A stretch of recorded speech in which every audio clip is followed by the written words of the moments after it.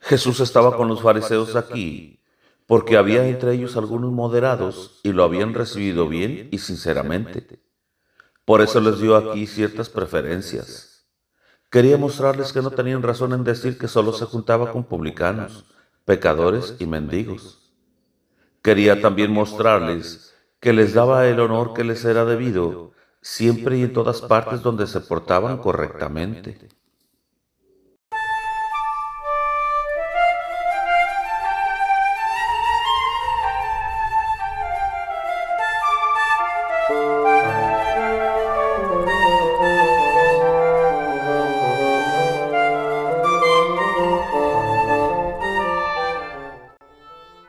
Ana Catalina Emery, Visiones y Revelaciones Completas, cuarta parte. La vida de Jesucristo y de su Madre Santísima. Época cuarta. Desde la conclusión de la primera Pascua hasta la prisión de Juan Bautista. 54. Jesús enseña en la sinagoga. Se declara Mesías. Jesús enseñó sobre Isaías 51:12. Yo soy vuestro consolador. Habló contra el respeto humano, que no tuviesen temor de los fariseos y de otros molestadores, y pensasen que Dios los ha creado y los mantiene a cada uno. Las palabras, yo pongo mi palabra en tu boca, las explicó en el sentido de que Dios mandó al Mesías y que esta palabra de Dios está ahora en la boca del pueblo suyo, ya que el Mesías dice las palabras de Dios y ellos son el pueblo del Mesías. Todo esto lo explicó tan abiertamente que los fariseos murmuraban entre sí. Se despacha por el Mesías. Jesús continuó. Que Jerusalén despierte de su somnolencia y borrachera, que la ira había pasado y la gracia estaba allí. Dijo que la sinagoga infructuosa no daba hijos y nadie rige y guía al pobre pueblo, pero que ahora los destructores, los hipócritas y los opresores serían castigados e irían a la perdición. Que Jerusalén se despierte y Sión se levante. Todo lo declaró en sentido espiritual con respecto a las gentes piadosas, a los penitentes, a los que a través del bautismo del Jordán entran en la tierra prometida de Canaán, que es el reino de su Padre Celestial. Que ningún impuro, ninguno que no refrene sus pasiones, ningún pecador pervierta ya a su pueblo. Enseñó de la redención y del nombre de Dios, que será anunciado ahora entre ellos. Luego habló de Moisés 5, 16 y 18, sobre los jueces y empleados, sobre el torcer la justicia y el cohecho, y reprobó severamente a los fariseos. Después sanó a muchos enfermos delante de la sinagoga. Al día siguiente volvió a la sinagoga a enseñar de Isaías 51 y 52, y sobre Moisés 5:16 hasta el 31. Habló de Juan y del Mesías, de las señales del Mesías en otra forma, y dio a entender claramente que él era el Mesías, puesto que aquí hablaba a muchos que ya estaban preparados por el bautismo y la predicación de Juan. Trató de Isaías 51:13 hasta el 15, y dijo que el Mesías los había de juntar, que estaría lleno de sabiduría, que sería levantado y honrado. Y les dijo que así como muchos se maravillaban de ver a Jerusalén pisoteada y devastada por los paganos, así aparecerá el Mesías entre los hombres, perseguido y despreciado. Él bautizará a muchos paganos y los purificará. Los reyes callarán delante de él cuando sean instruidos, y aquellos a los cuales no llegó su noticia tomarán su enseñanza y le verán. Les recordó todas sus obras y prodigios desde su bautismo, y las persecuciones que padecía en Jerusalén y en Nazaret, el desprecio de los espías y las burlas de los fariseos. Recordó los prodigios de Caná, los ciegos, los sordos, los mudos, los baldados curados, y la resurrección de la hija de Jairo de Fasael. Señaló el lugar y dijo: no es lejos de aquí. Id y preguntar y veréis que es así. Les dijo: vosotros habéis visto a Juan y le habéis conocido. Él os ha dicho que era el preparador de los caminos, el anunciador y precursor. ¿Era Juan acaso muelle, delicado, distinguido? ¿O era uno venido del desierto? Vivía en palacios, comía viandas delicadas, llevaba vestidos finos y hablaba palabras cultas y halagadoras. Les dijo que Juan era el precursor. ¿No lleva entonces el siervo los vestidos de su señor? Si el Mesías que esperáis debiera ser un rey poderoso, brillante, rico y vencedor, ¿hubiera tenido por precursor a un tal Juan? Vosotros tenéis al Salvador entre vosotros y no queréis reconocerlo. No es según vuestra soberbia idea, y porque no es así, no lo queréis reconocer como Mesías. Después enseñó mucho tiempo aún sobre Moisés 5:18 al 19. Yo les despertaré un profeta de entre sus hermanos, y quien no escucha su palabra en mi nombre, de ese tomaré yo cuenta. Fue una exposición fuerte y nadie se atrevió a contradecirle. Dijo: Juan estuvo en el desierto y no iba con nadie. Esto no os agradó. Yo voy ahora de pueblo en pueblo, enseño y sano a los enfermos, y esto tampoco os agrada. ¿Qué clase de Mesías queréis entonces? Cada uno de vosotros quiere otra cosa. Sois como los niños que andan por las calles. Cada uno se fabrica un instrumento diferente para soplar dentro. Uno toma un caño profundo de corteza y otro una caña vacía. Y nombró varios juegos de niños, y cómo cada uno pide que le toquen en una u otra forma, en uno u otro tono, y a cada uno le gusta solo su propio modo. Hacia la tarde, cuando salió de la sinagoga, se había reunido una cantidad de enfermos.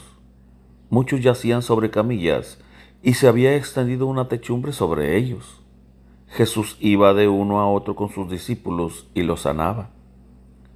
Había algunos endemoniados que clamaban y se irritaban. Jesús los libró del demonio, mandándoles callar y pasando entre ellos. Había baldados, tísicos, hidrópicos, otros con granos en la garganta, mudos y sordos. Sanó a todos en particular, imponiéndole las manos o tocándolos, aunque su modo de obrar era diferente en cada caso. Los curados se sentían bien enseguida, solo algo cansados, y la curación se seguía pronto según la clase de enfermedad y la disposición de cada enfermo. Los sanados se alejaban cantando salmos de David. Había empero tantos enfermos que Jesús no podía llegar a cada uno, y entonces los discípulos ayudaban con alzar, levantar, desatar bandas de los enfermos. Jesús puso entonces sus manos sobre las cabezas de Andrés, Juan y Judas Barsabás, y tomando las manos de ellos en su mano, les mandó que hicieran en su nombre con algunos enfermos lo que él hacía. Ellos lo hicieron así y sanaron a muchos enfermos. Después de esto fue Jesús con sus discípulos al albergue y comieron solos. Jesús apartó una gran parte de los alimentos que sobraron, los bendijo y los mandó repartir a los paganos pobres que estaban en Besec. Estas caravanas de paganos fueron catequizadas por los mismos discípulos.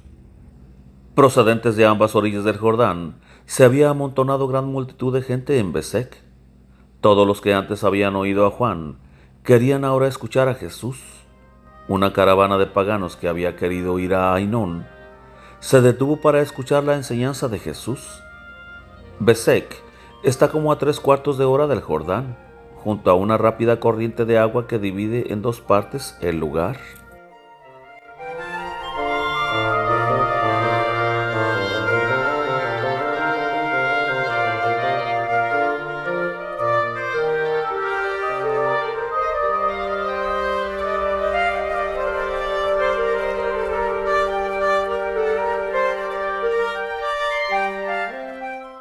(55) Jesús deja a Besec y va a Ainón. Jesús continuó enseñando y sanando delante del albergue. Los que se iban a bautizar, la caravana de los paganos y muchos otros se dirigieron al Jordán para pasar al otro lado.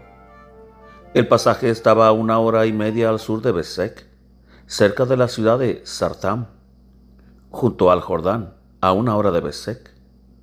Del otro lado, entre Besec y Sartam, hay un lugarejo llamado Adam. Cerca de Sardam es donde se paró el Jordán cuando pasaron los hijos de Israel. Allí hizo fundir Salomón cacharros y utensilios. Hay todavía algunas de estas industrias, y al oeste de la vuelta que da al Jordán existe un taller instalado en una montaña que se extiende hacia Samaria. Encuentran allí algo como cobre y bronce. Jesús enseñaba durante el camino. Cuando le preguntaron si pasaría por Sartam, contestó que otros lugares lo necesitan más, que Juan había estado ahí con frecuencia y que le pregunten a él si había comido sabrosamente en buena mesa y si se había divertido en ese lugar. Había allí un vado amplio para pasar el Jordán. Después tuerce el Jordán hacia el oeste. Del otro lado caminaron como 2 horas hacia el oriente, a la parte norte de un arroyo que se echa en el Jordán, no lejos de allí. Llegaron a un arroyo junto a Sucot, a la izquierda. Descansaron entre Sucot y Ainón, a 4 horas de distancia, bajo tiendas.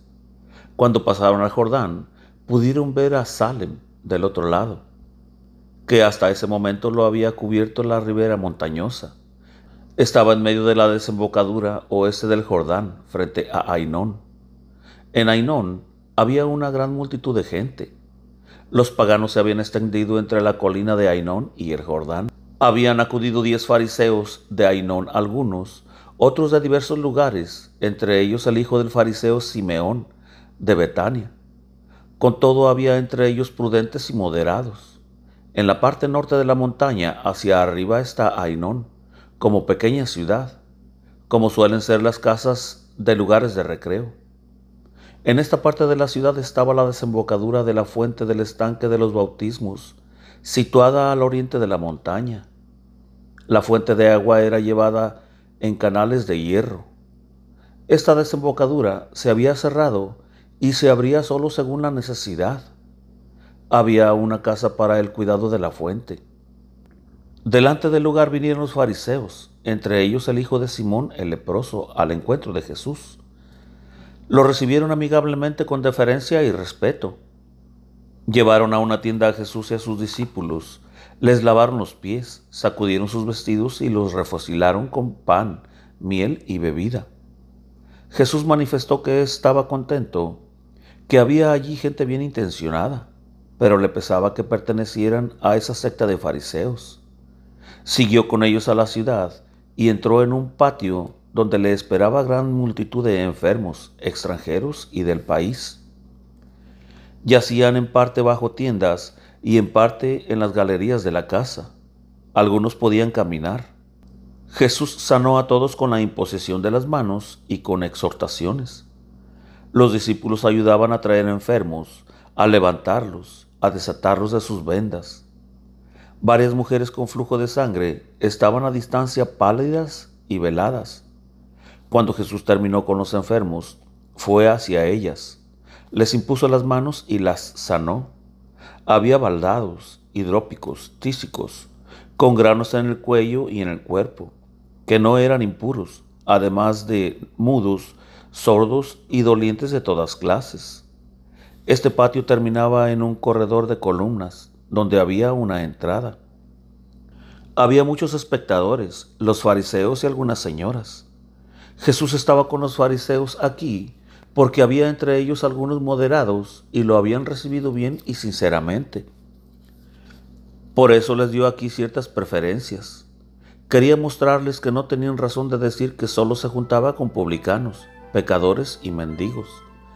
Quería también mostrarles que les daba el honor que les era debido siempre y en todas partes donde se portaban correctamente.